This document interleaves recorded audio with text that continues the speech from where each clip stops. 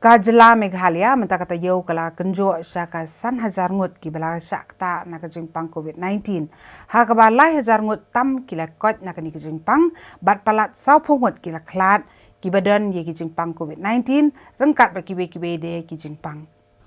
Hagani ke Jylla Meghalaya ke jingkiu ki brio ke beyo yuk nyang jingpang COVID-19 hado kepor arbajin op haisngi jong ka arpundru tarik unai luar arhajar arpo kalakot syaka 1,000 arspa khat arngut baro bat kito ki bala khoj nuk nyang jingpang pat kilong lai hajar hendrus pa san pusawngut bat ki badang long positive ni ki badang don ngene ke jingpang hado menta kilong 1,000 san spa khat sangut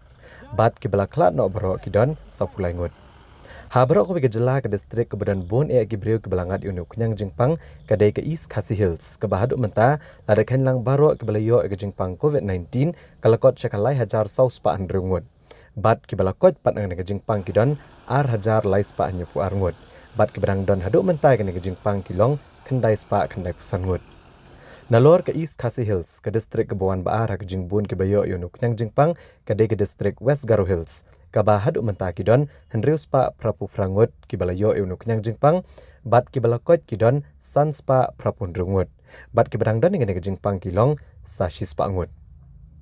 tang ha ka armru tarik meta unai luar arhajar arpo kibalangat unuk nyang jingpang kidon san pulai ngut baro live wingut nekini kidai na distrik East Khasi Hills kat arngut na West Garo Hills hendriungut na East Garo Hills arngut na Ribhoi iwei na South Garo Hills bat iwei na West Jantia Hills.